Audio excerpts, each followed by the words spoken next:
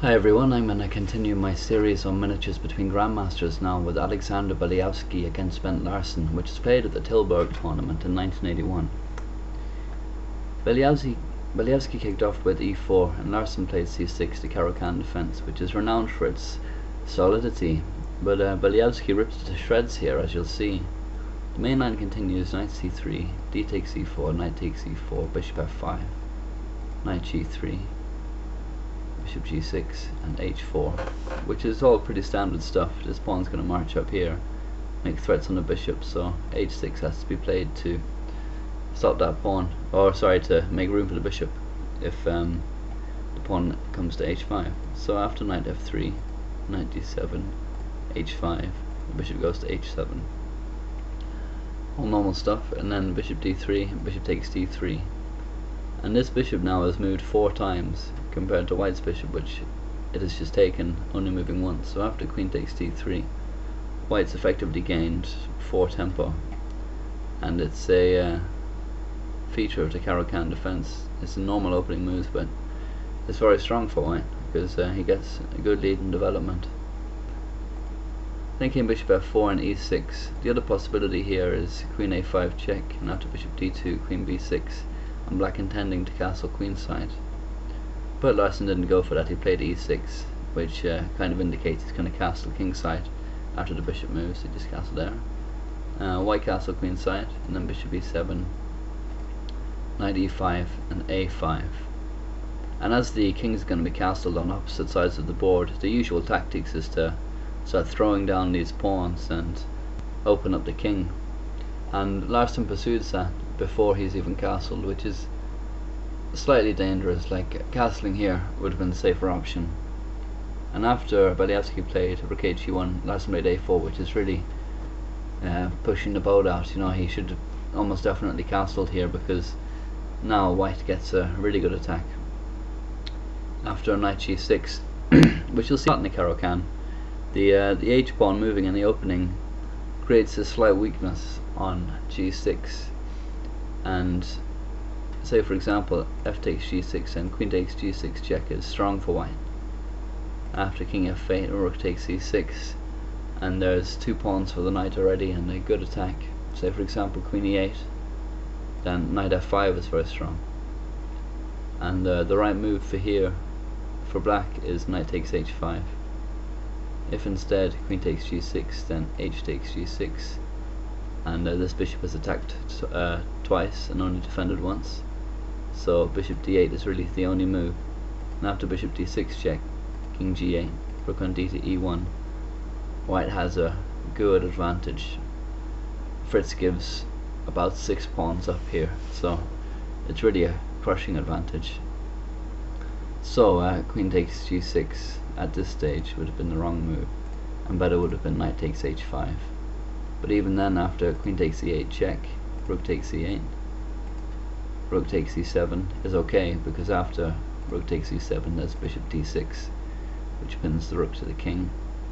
Say king f7 and knight takes e7, rook e8, knight f5, rook e2, threatening the f pawn. And after rook f1, white consolidates his extra pawn and he's fine. He should be able to win from this situation. It's more or less a matter of technique. He's got a bishop and a knight against 2 knights, and with pawns on both sides of the board, that's an advantage. And yeah, it's more or less a matter of technique from here for white to win. Instead of f takes g6 at this stage, there's also a3, and white would have had to be careful here. If he plays knight takes h8, which looks tempting, then a takes b2 check, king b1, rook a3, knight takes f7, queen a8 because the queen is threatened, queen g6 threatening a discovered attack on the king,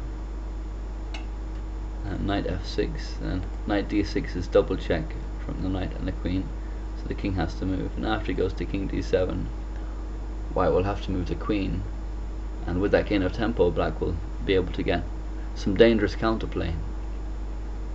So after a3, b3 is the right move for white. and here the play will continue pretty much as in the game, with white just continuing with a massive attack on the uncastled king. So anyway, the game went, the knight was declined on g6, and black played knight to d5. And here Beliavsky played the impressive move, knight f5. Now both of his knights are on pre. Larsen played bishop f8, which just retreats the bishop, as it doesn't have any decent squares to go to, and he doesn't want to lose it.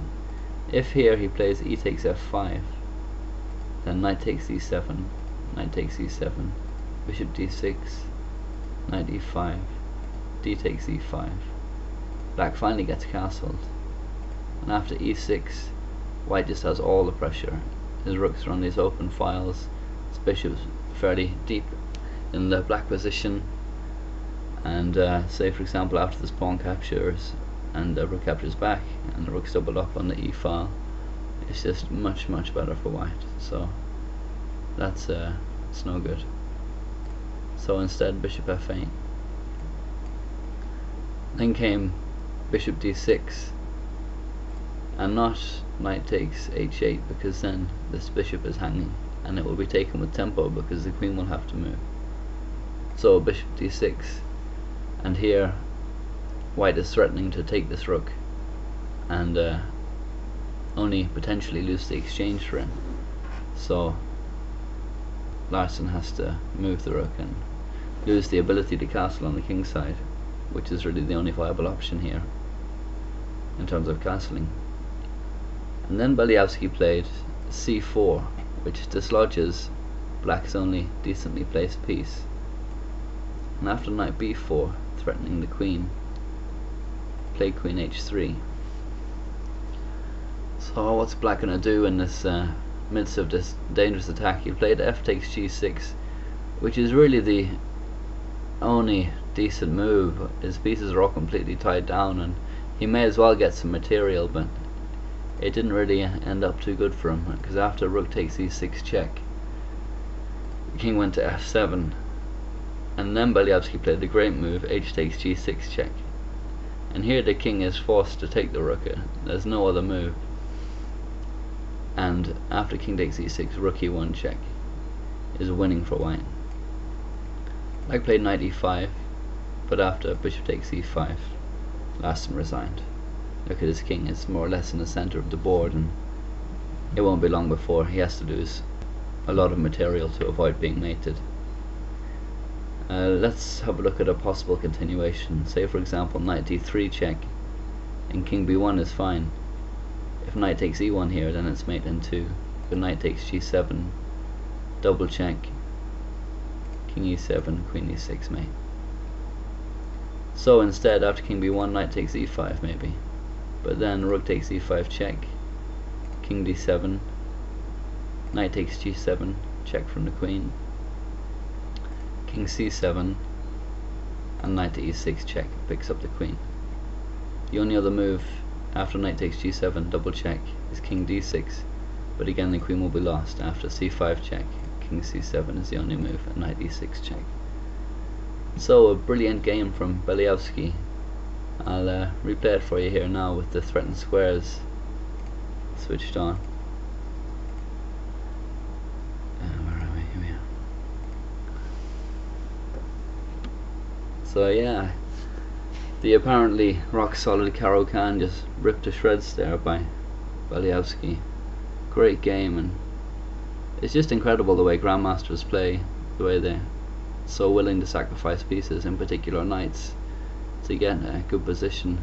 Just shows great vision and calculating skills. It makes you very jealous. And here the king gets trapped in the center, which is a big feature in these miniatures and can be very dangerous. So that's it anyway. I hope you enjoyed that. Please leave any comments or thoughts. Thanks very much.